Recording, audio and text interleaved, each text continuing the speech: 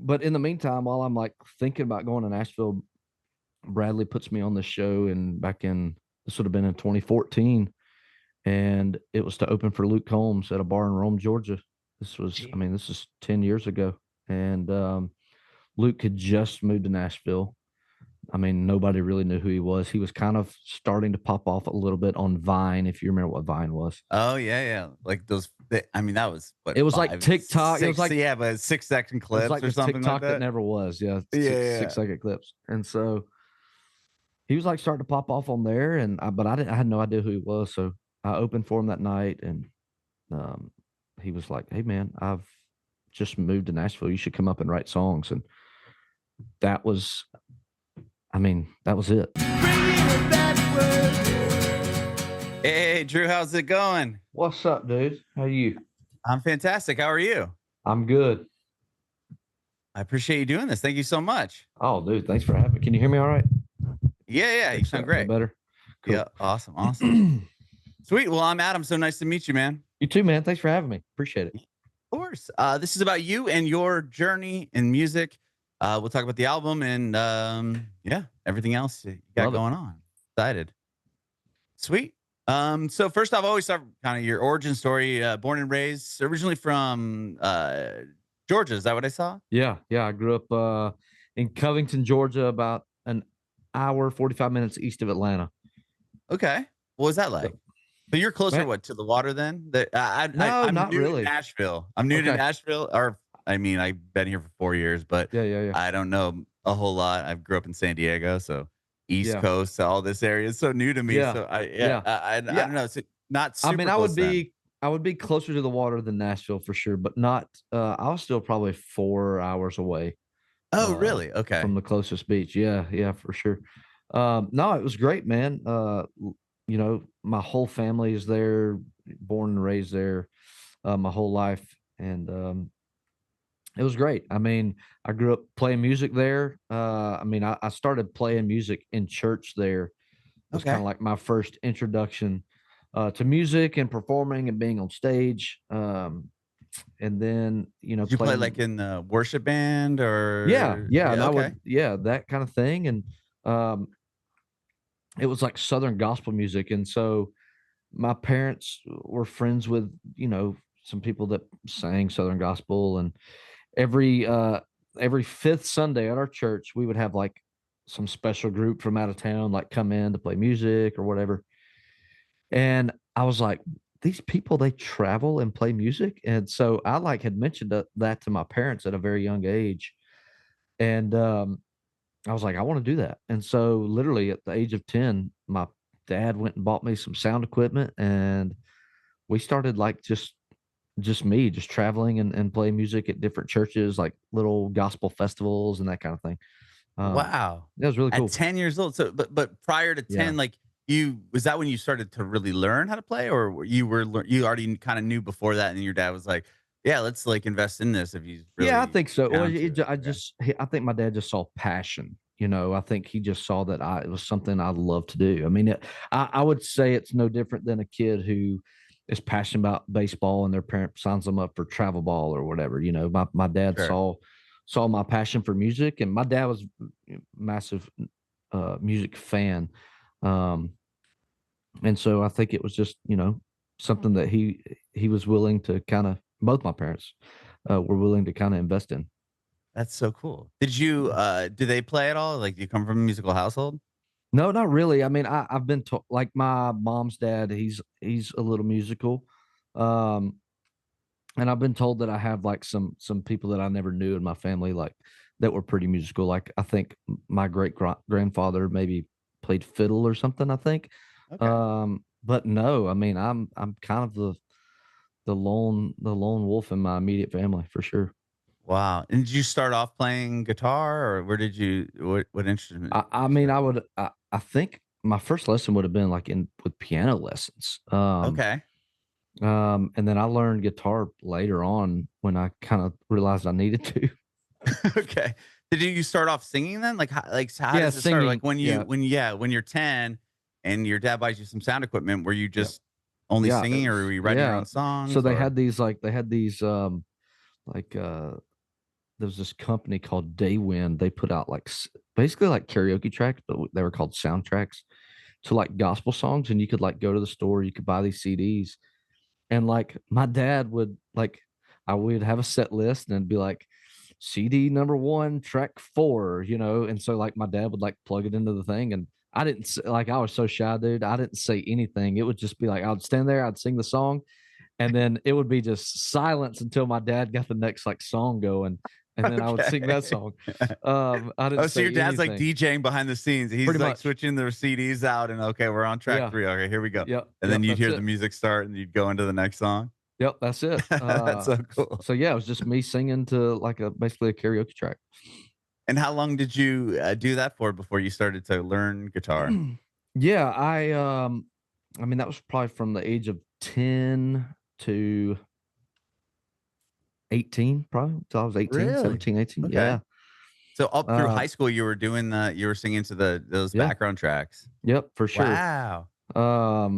You know, I may have like dabbled in a little like playing piano with like a worship band or something like that, but nothing too crazy. And then like basically my senior year of high school, uh I started like kind of learning guitar, and I went and played an open mic at this little pizza joint in my hometown. And I got done and they were like, "Hey, would you want to come back and play 3 hours worth of cover songs?" And I was like, "Absolutely." And I'm telling you, I quickly, once I got home, I immediately started like freaking out because I was like, I do not know how to do that. 3 hours of 3 songs? hours is a long time, It is. And man. so a buddy of mine, I just got him to come play guitar with me, and we just, I mean, we didn't learn 3 hours worth of songs. We learned maybe an hour worth of songs, and we just played them 3 times. 3 times. That's smart, though. uh, I mean, what are the yeah, odds someone's there for 3 hours unless yeah, they're It's exactly, like a exactly, radio and station. You're like, "Someone's not gonna be sitting on this for station for sure, 3 hours." yeah. But man, we brought a really good crowd that night. Like a lot of people came. It was like the most people that that restaurant had like had in a long time. So then they were like, "Hey, you want to come back again?" And that just turned into a thing, man. And then it turned into like more opportunities from other little places asking me to come play, and that basically led me to meeting a guy named Bradley Jordan. He was a promoter out of Athens, and he was kind of booking like bigger shows. Um, he was booking like newer artists out of Nashville, and he would like put me to open um, Wow. for those acts. And like I knew how important he was, kind of to the next level of a music scene in, you know, in Georgia. Um, and I didn't know him, but I knew one person that knew him, and I told that one person, I said, "Hey, I need you, whatever you do." I was playing like this, my very first like full band show ever. And I told this one person, I was like, "Whatever you do, you've got to get Bradley Jordan to come to this show. Like whatever it takes. Like I need him to come to the show because I knew that that would help me get the next like really good opportunity." Mhm. And man, he came, and Wow. I think he just saw something in me, and from then on, he started putting me to on shows. This was this was probably when I was like 20, I guess. I was out of high school at this point. So you were Um, writing your own songs at this point because it sounds like you had maybe a song or a couple songs that you did the open mic, and they're like, "Hey, yeah, come back and right. now," but you got to I play mean, 3 hours of covers, and then so yeah. are you show like when do you like when does it kind of switch to just like maybe playing all your own music, or like were you slowly I mean, at this building point, I was yourself up as a still, songwriter? yeah. I mean, at this point, honestly, I was still doing cover songs. I mean, Oh, I you hadn't, were okay, yeah, I hadn't even written a song at this point. I mean, okay. I had like tried, I guess, um, but not to the point of where I was confident playing them, So even or at that open mic, you were playing covers yeah, it was also. just covers. Okay, Yeah. Yep. gotcha. Sorry, okay, Yeah. a little confused there. Okay, Yep. okay, Yeah, it was awesome. just covers. And so Bradley comes to this show.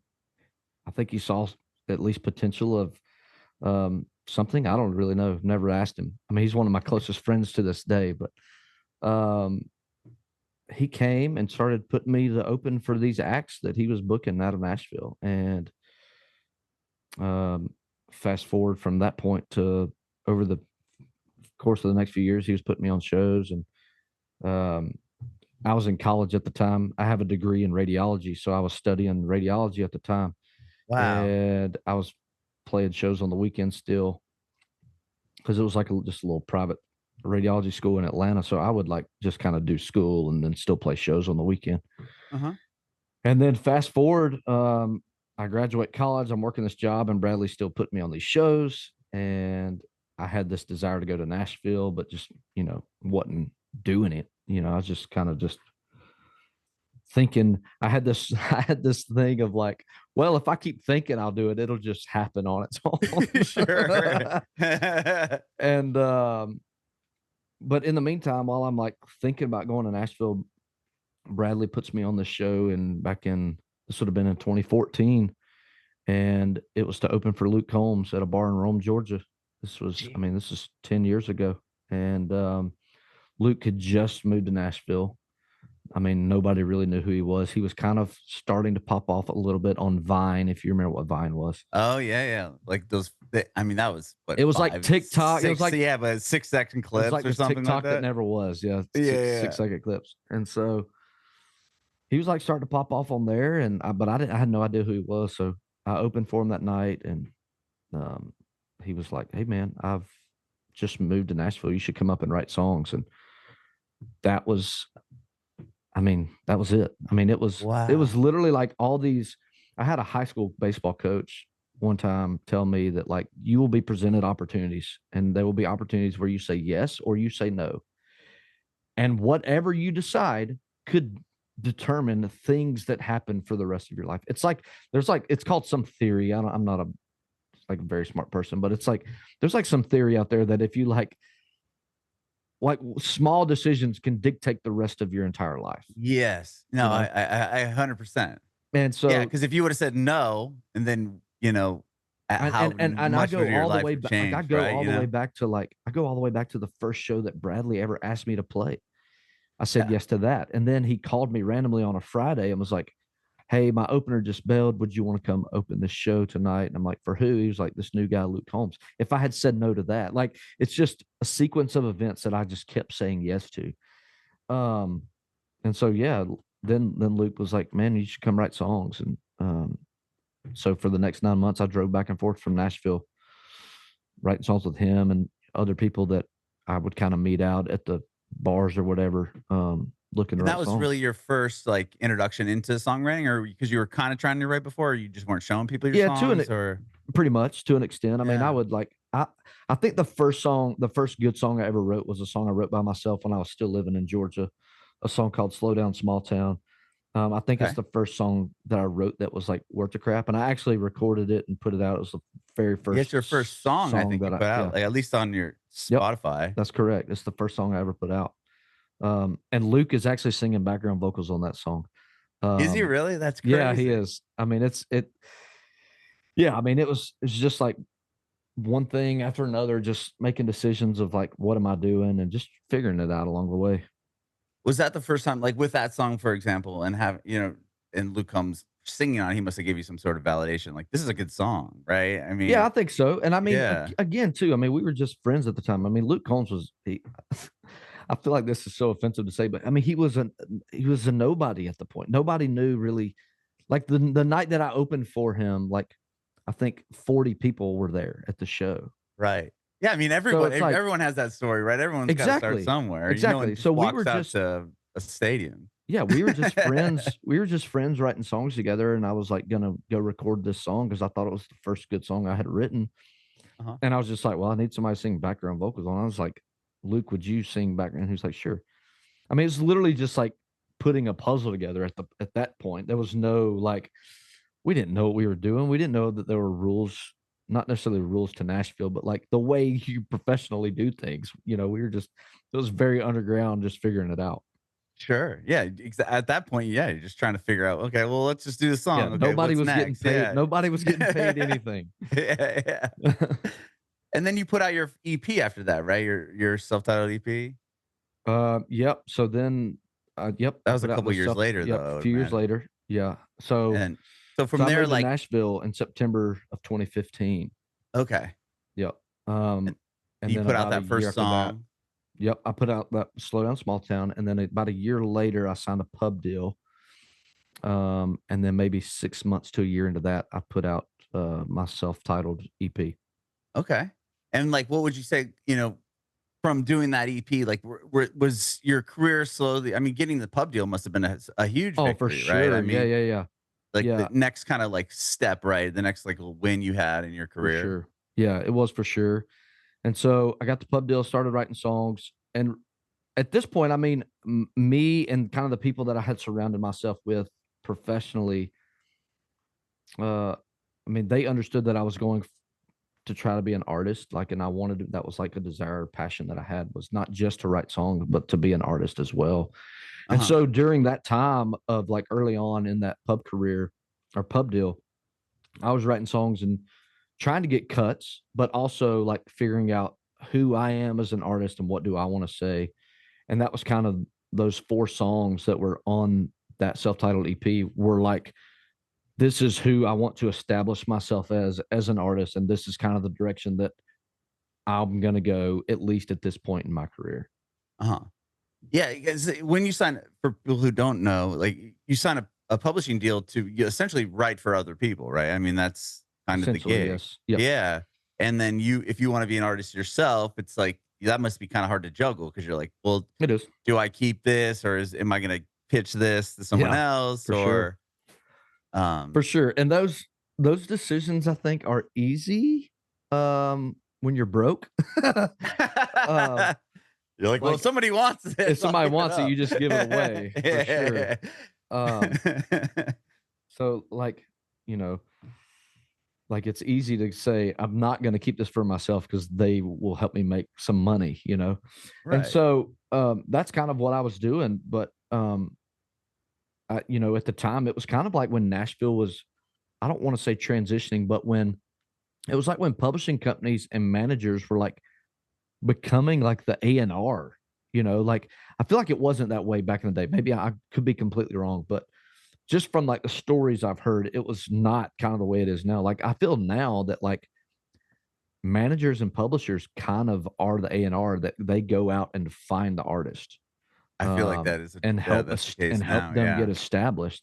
And Yeah. so I feel like I was maybe part of the first part of that, like, maybe right at the sort of the beginning of that, like, 9 years ago.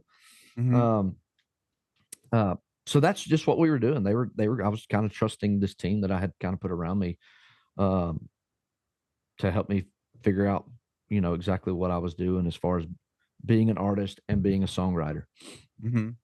Yeah, because you've had obviously some massive hit Grammy nominated songs with, Yeah. your songwriting, but and then also with your that next EP you put out, While You're Gone, you had big records on there and you're getting Yep. what like radio play and all that Yep. stuff. So you were kind of building on both ends during that Yeah, for time. sure. I mean, so I had been writing songs, and then let's see, I wrote a song in, I think, 20, I probably wrote it in 2019, a song called Homemade.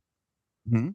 And let me back up a little bit. I was actually, I had a job at a hospital here in Nashville that I was working when I first moved here.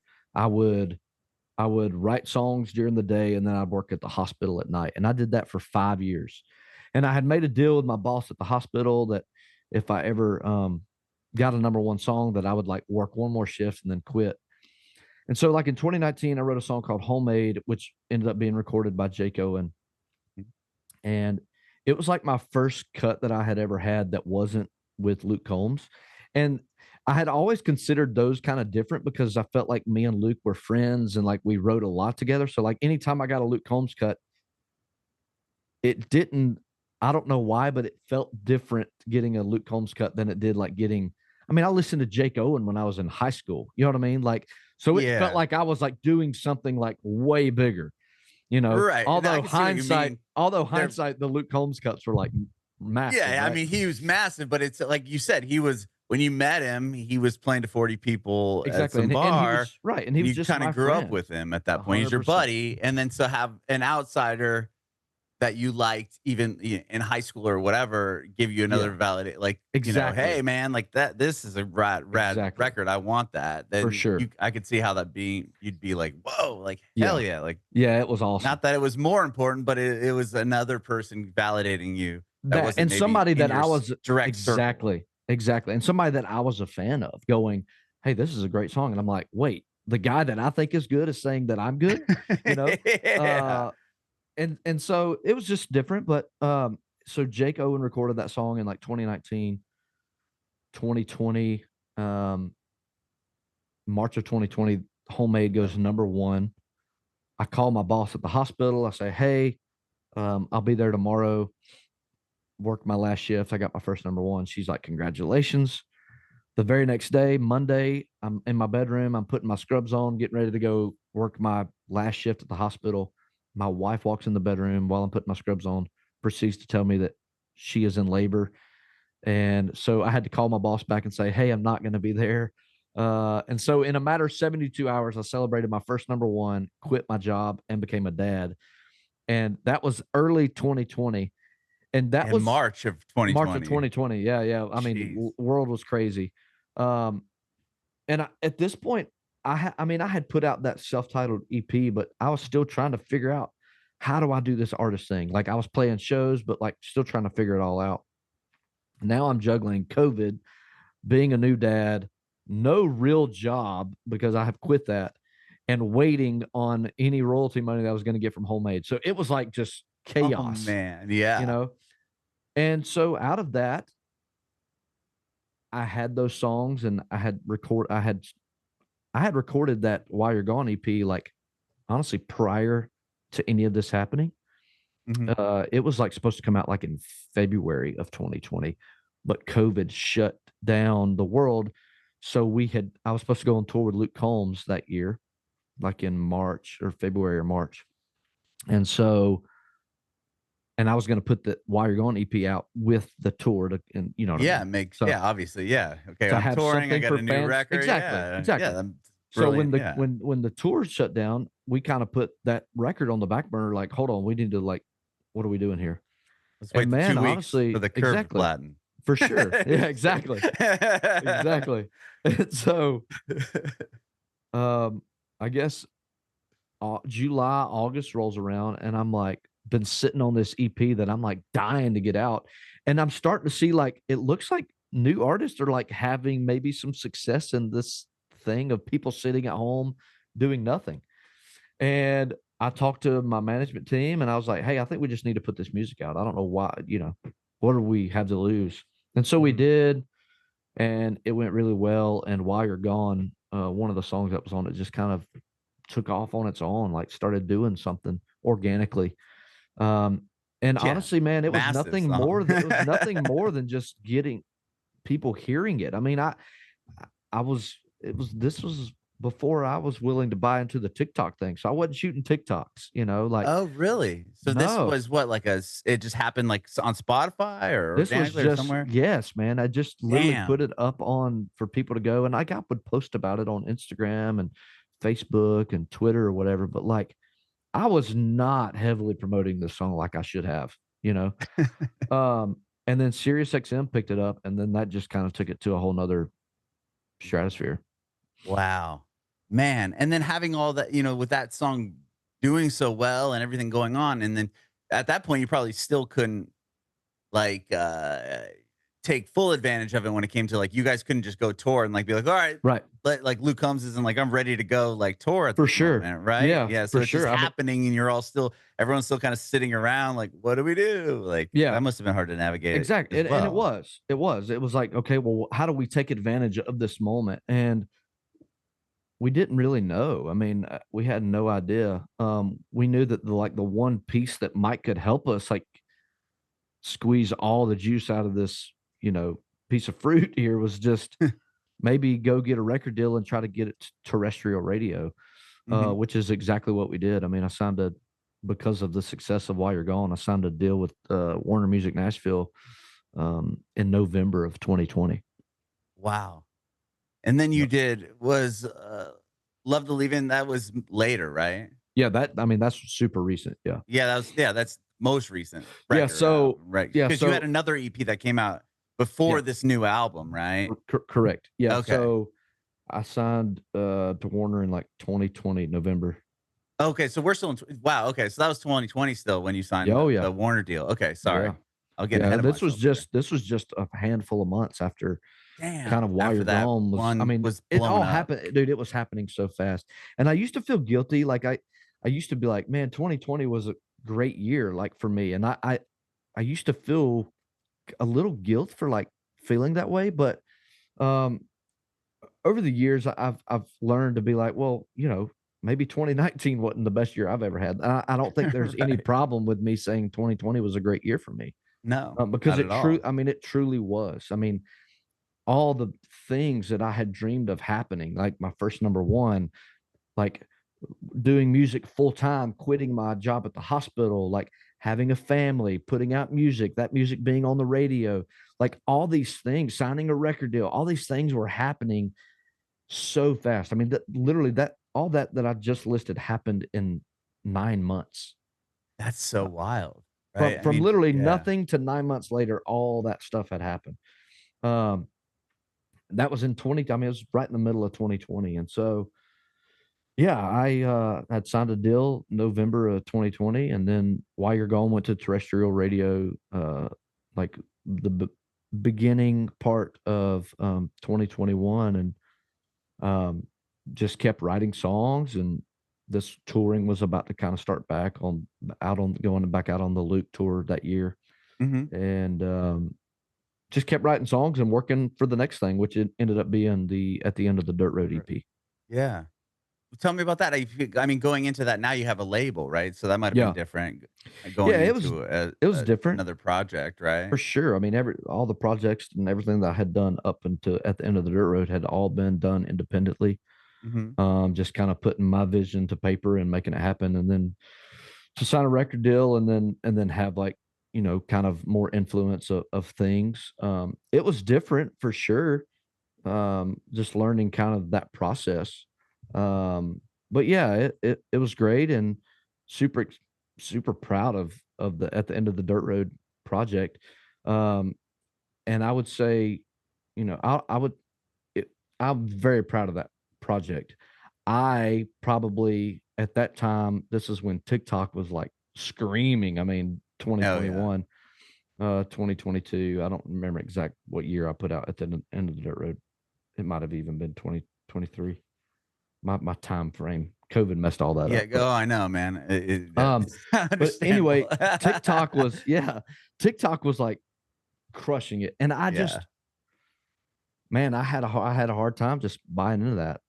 Mhm. Like I just It is that just it it's doesn't kinda fit. cringy, right? It doesn't fit me at all, man. And it wasn't a thing where I was like, I'm too good for that, or like I shunned anybody who did that. It just wasn't my thing. It just Uh-huh. literally is not doesn't fit my personality. I'm not really good at like self-promoting. Like I'm not good at going, look at how good I am. I Dude, just I feel you, man, on that that. part to me, It's that part of it is the cringy part. Is yeah, like, it's like, "Look how God, great I am. Check me exactly. out." Yeah, I I'm can't do not. it, man. I It's don't so like. I hard. don't like that at all. And so I really fought that thing for a long time, honestly. Mhm. Um, and I think I fought it during that at the end of the Dirt Road project, which kind of probably hurt me a little bit. And then fast forward uh, to not long after that, just I mean, just maybe a year ago, I Mhm. just kind of had this realization of like, I moved to Nashville to chase this dream. My only goal was to be able to do music full time and provide for my family. And yet here I am pushing away TikTok. Here I am not being willing to do what it takes to make it happen in 2023, 2024. I'm pushing those things away. What am I doing?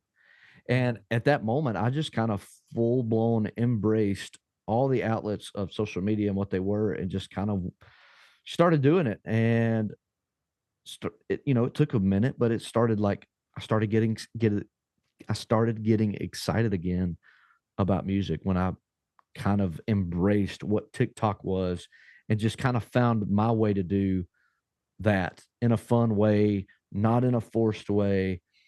And I honestly think that's kind of been what has been the difference of at the end of the Dirt Road To the EP new transition album. into the new album and the success, the little bit of success that we've seen with this new album for sure. Yeah. I love what you do with your TikTok, to be honest, because like a lot, Thanks. it's not that like, hey, check, it's not a lot of just in your face stuff. It's like, here's some behind the scenes, here's me That on stage, here's my new baby. You know what I mean? yeah, Like, for it's sure. like cool. Like, Yeah, it's people exactly. that want to know you in your life, but it's also Yeah, not for a sure. constant billboard for like, check out how great my songs are and how great I For am. sure. And I I've think that's why always people resonate with it. I think. yeah, for sure. I've always and that it kind of took me a minute to find the content guy to help me do what I wanted to do. Mhm. I was never the guy that wanted to go, let's go put on a schedule. We're going to go shoot 5 TikToks today and this is what they're going to be. Like Mhm. I didn't I that's where it like gets weird to me. Like when it's forced. Like Yeah. just hey, just follow me around with a camera. And like if you see me starting to sing, just video that, we'll post that. Like I want Right. everything that gets posted to just be natural. Have I done the sit in front of the camera and do the things? Yes, I have. But it's because I wanted to in that moment. Like I may have been at a show with nothing to do, completely bored, and we just go do something. You know, I'm like, hey, let's go just do this. But for the most part, a lot of it is like just sound checking and like just Mhm. shooting the content of the sound check. Uh, Which is rad, because that's what I exactly, mean, as a fan of that's what I would wanna watch, like, exactly, "Oh, and cool, just here he's yeah, just, he's on the stage sound checking. This is a bit of the show I don't get to see." Like, exactly, how cool is that? right. It just not I when it gets to the place of like feeling forced is when I'm out. I'm just completely out on that. It makes me cringe. It makes me Yeah. cringe. Well, man, so well, tell me about the album is awesome. I Thank really, you. really like it, man, Thank you. and, it's going into an album, was it different? I mean, how is that different than writing the EPs? Is it just you gotta have more songs, or was it like, did you have a bunch of songs that kinda had a through line that you're like, "Oh, this could Yeah. be an album," or did you set Well, knowing you wanted to write an album? I knew I wanted to put out an album. Okay. My I've always wanted to put together a full piece of something. Mhm. Um, I will say it was the hardest thing I've ever done. Um, because I feel like I had so many songs that I needed to use to tell the story that I wanted to tell, but I didn't have the room or the budget or whatever to use all the songs. So like having to take 40 songs and narrow it down to, 13, 14 songs was nearly impossible. And there's a lot of good songs that, you know, a year and a half ago, 2 years ago, if you would have asked me, is that song going to be on your record? I would have said 1,000,000% there's no chance it's not on my record. And Mhm. then it wound up not on my record. Um, Wow. so that's the hard part.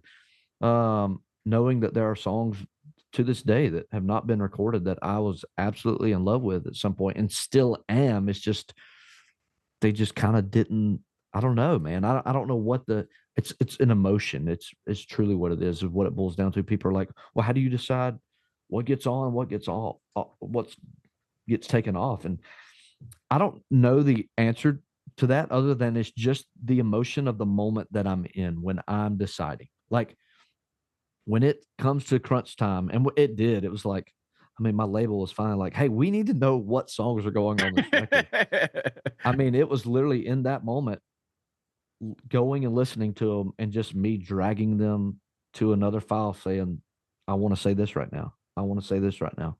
I want to say this right now.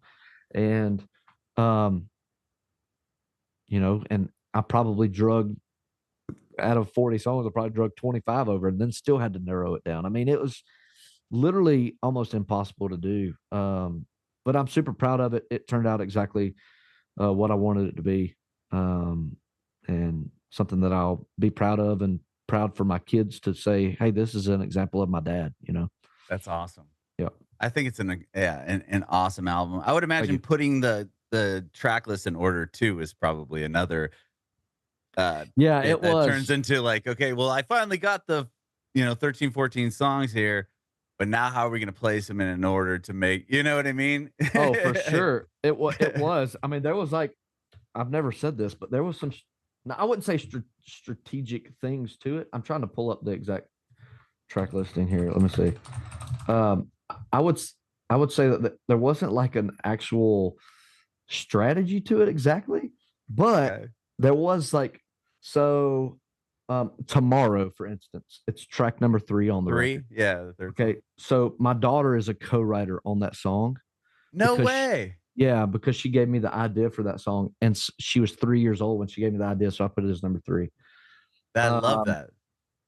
And I uh, love that she's a part of that song. How cool is that? I yes, mean, that's yeah, oh, crazy. for sure. I'll tell you that story. Luck don't live around here.